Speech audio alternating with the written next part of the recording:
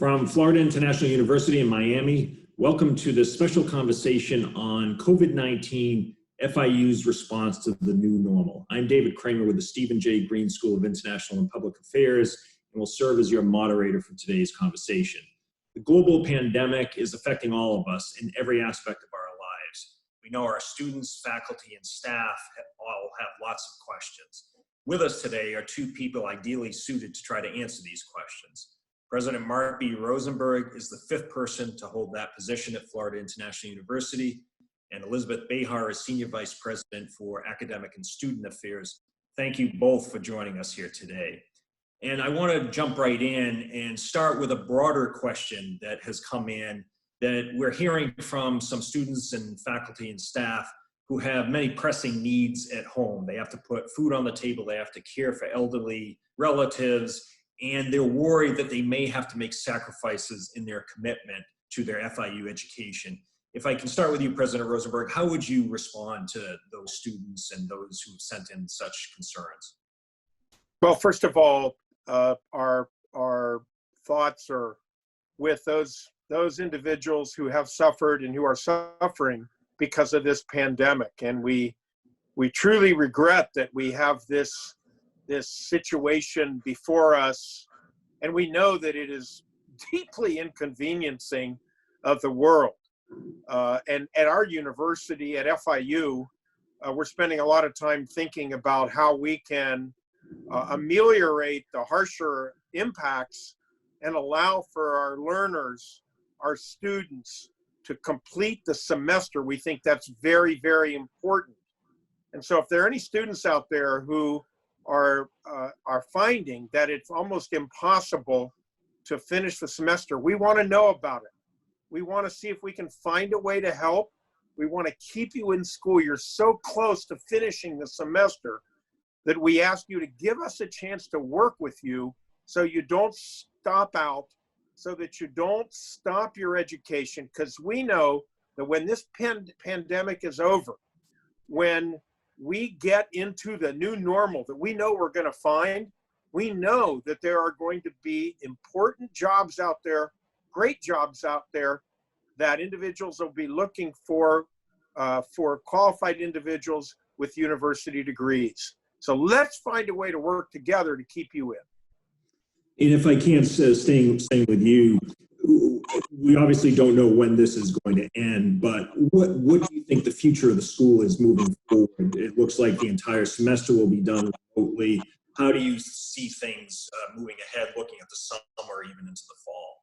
Well, I'm optimistic for the fall. I think the summer will have some challenges. More or less we'll be in the same kind of condition. We have gotten much better at finding ways to get our classes available to our students. I'm really proud of how the faculty have reacted. The university is poised. We know what we have to do. We have to be much more effective at getting even more classes to our students, and I'm confident that we're going to have a great selection of classes for our students, for our learners to continue with their educations this summer, likely fully online. But if not, we will ensure that there's a mix of classes like we had before the pandemic hit. And Dr. Bejar, if I can turn to you, there have been questions that have come in about summer classes and dual programs. If you could touch on those issues. Absolutely, David. And I want to echo President Rosenberg's sentiments that our hearts and minds are with everyone around the world. There's no family is going untouched or untethered by this pandemic. So as we look out to the summer, be them dual enrollment classes or students who are degree seeking, we're really going to do everything that we can to ensure that there is a variety of core requirements, electives, and that the academic and research enterprise continues to the best of our ability in this new environment that we're going to be in for a significant amount of time. And one other question is about high school seniors transitioning to college and the impact it might have on admissions and the start of a new school year, if you might be able to address that too. Absolutely. Very, very early on, our governor, Ron DeSantis, was very thoughtful in working with the education commissioner and our state university system. So we will pave the way, and we will make sure that there is no negative impact for students who are graduating high school and planning their transition to college. We're currently behind the scenes on statewide calls and meetings, ensuring that we can clarify the path forward for students who are unsure themselves of how they're going to finish high school, or who were planning to take another SAT test or an ACT. And so we're working around the clock with our partners in the K-12 system to ensure a seamless pathway for those students. And Great, let me say, go ahead, please. David, let me say that I'm really proud of how the state university system has responded. The presidents are talking with each other. The provosts are talking with each other. The academic planners are talking with each other. We know what we have to do. We know what we want to do. So I'm really confident that we're going to get through this in a way that makes us stronger and better. Let me move into some issues that are a little more granular, and maybe start with you, President Rosenberg, and then to Dr. Bejar.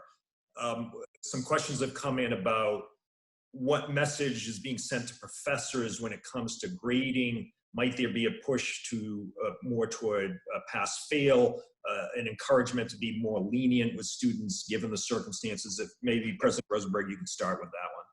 Yeah, well, first of all, again, our faculty have risen as one to respond. I've been really pleased with the overall responsiveness. Faculty members understand that students come first, that learners come first, and we're asking faculty to be as flexible as possible.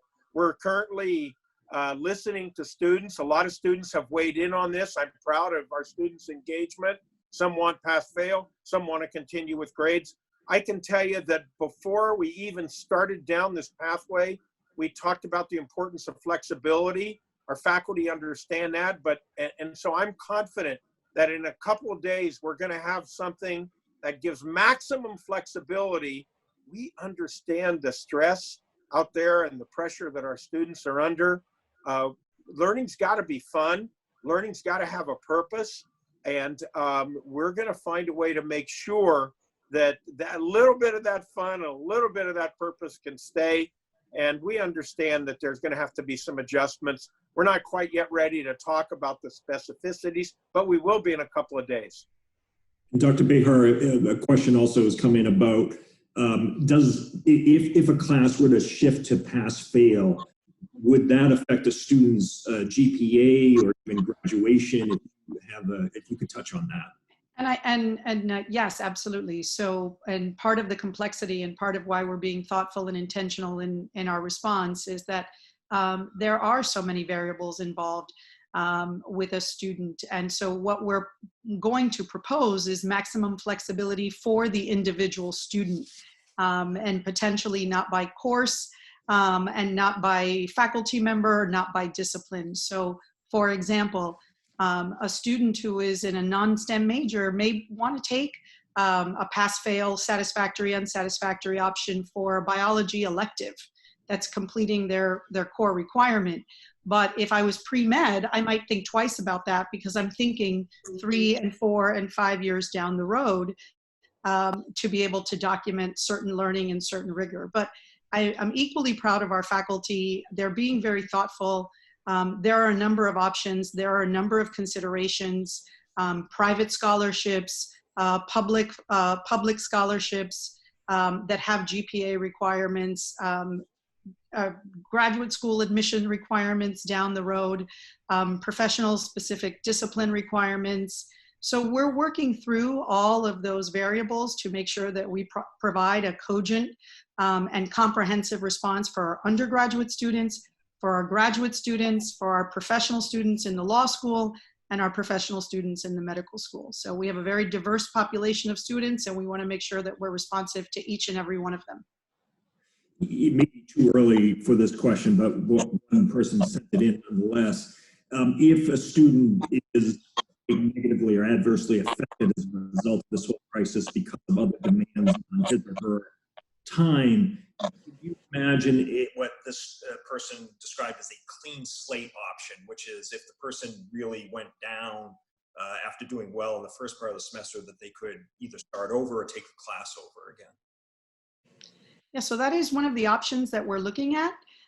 We at FIU, we have an NC option, a no credit option. And so that is something that is available to students on an individual basis for certain courses. And one of the considerations that we have on the table right now is expanding that use. Great, thank you. I'd like to shift. I do want to, those who are watching know that some of you sent in questions about reimbursements. I think we'll come back to that in another session, a separate session, as there's some more clarity when we get to that. I don't want people to think we're glossing over that. But if I can, let me turn to the issue of commencement, President Rosenberg, because a number of people have asked about that. If you have a sense yet, and I realize it's still ways away, what impact this might have on commencement and what is Plan B?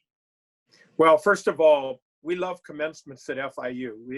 They're really the crowning achievement for our students, milestone achievements, and for their families. So we love commencements. We cherish every commencement. We think it's very important. And so we're now thinking through how we can, if you will, have our cake and eat it too. There are several options out there. There will be graduation at the end of this semester.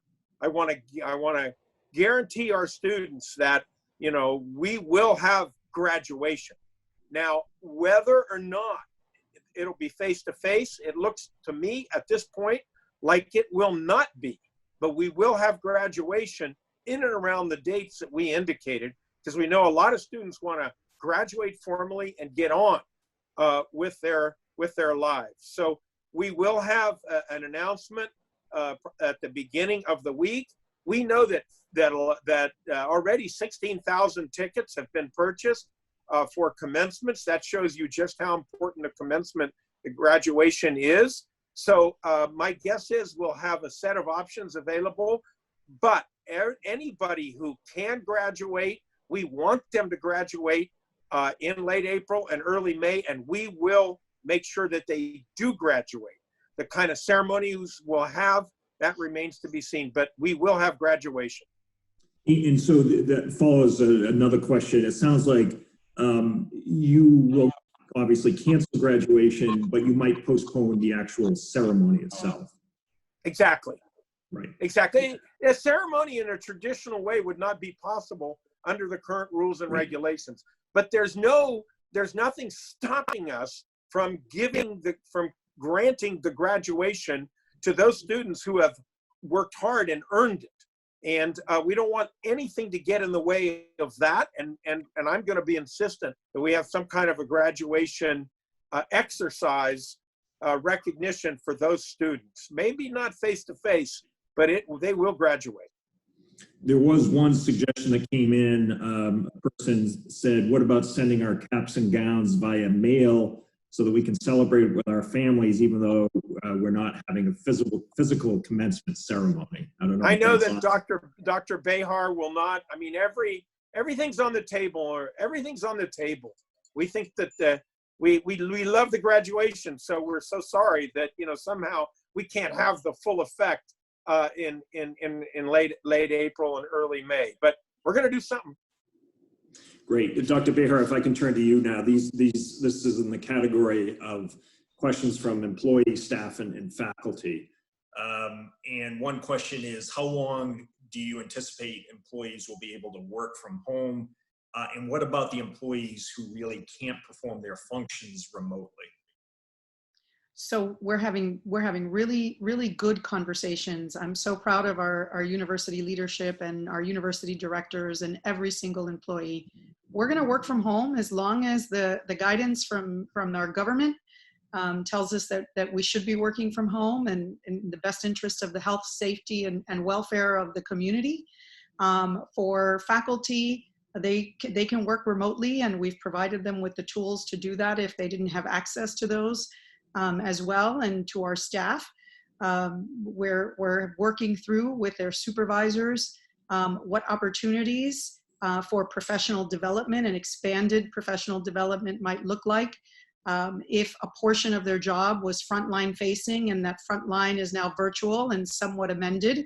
But there's plenty of work to be done, and there's plenty of work by everyone to kind of roll up their sleeves and think about what this university and what this community needs in the coming days, weeks, and months, not just as we begin to shelter in place and everybody's social distancing, or as they say, physical distancing and practicing social solidarity, but also how we ramp back up once we get the all clear, and how this community bands together to recover.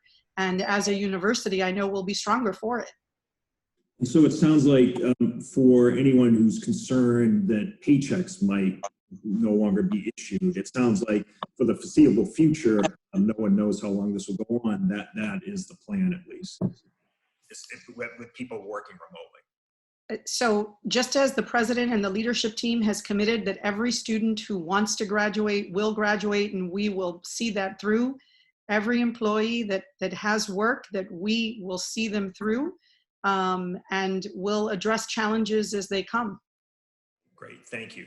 One question about the physical safety of the facilities at the university came in. Question, I'm not sure which of you might be able to answer this. Are buildings being sanitized now that most people are working from home? So I can address that from the perspective of what I know, which is the viremia doesn't live that long. So as buildings are emptied and remain fallow, if you will, there's no need to sanitize a building if there's been no direct exposure. And at this point in time, we're not aware of any direct exposure of COVID-19 and the coronavirus in any of our buildings. So we're working through those issues as they come. There's a lot of questions. There's certainly a lot of anxiety and a lot of stressors. And it is one of the reasons why we have asked the housing and residential life students who are able to depart campus to do so, to be able to release the burden on some of our staff, our frontline staff and maintenance staff who are on campus and are part of the essential team that runs a 24/7 residential campus. And that leads me to another question that was sent in about FIU students who have or did live on, or maybe still do live on campus and aren't in a position to return home. If you could maybe touch on that. Absolutely. We are working with every single student. It's a little bit more intrusive than the traditional American higher education residential life, but we need to know what the situation is with every student. And if they need to remain on campus, they are certainly being allowed to remain on campus. But if there is a home for them in a safe environment where they can go, where there is food and shelter, they should certainly do so. So we're working, I am so proud of our housing and residential life staff. They are working one-on-one. We know we have a number of students who are international students who, due to flight cancellations and border closings, are no longer able to go home, and they will remain with us. And they will have access to dining facilities, 3 meals a day, and we will work with them, and there is staff there who is there 24/7 to support them. We have students who may be immune compromised themselves, and they live alone in our residence halls, and that is the best place for them. Or they have someone in their home who is immune compromised, and it's because they've been out and about in the environment, it's not safe for their families if they go home. So we are working one by one with every single one of our residential students to make sure we understand what their needs are and we can meet them. Thank you. President Rosenberg, can you maybe, for those who have not been back on campus at all this week or even the end of last week, just give us a feel for what the campus is like these days? Right. Well, first of all, I got to say that we have a beautiful campus, and on 8th Street, and a beautiful campus on Biscayne Bay. But ultimately, what makes a campus beautiful is the presence of students. and the humanity that drives the energy that enables the education and the learning. So without our students, our two campuses are, if you will, empty, because of course our employees have gone elsewhere. They've gone home. They're working from home. And so it's peaceful. The campuses are peaceful. They're serene. They are gorgeous.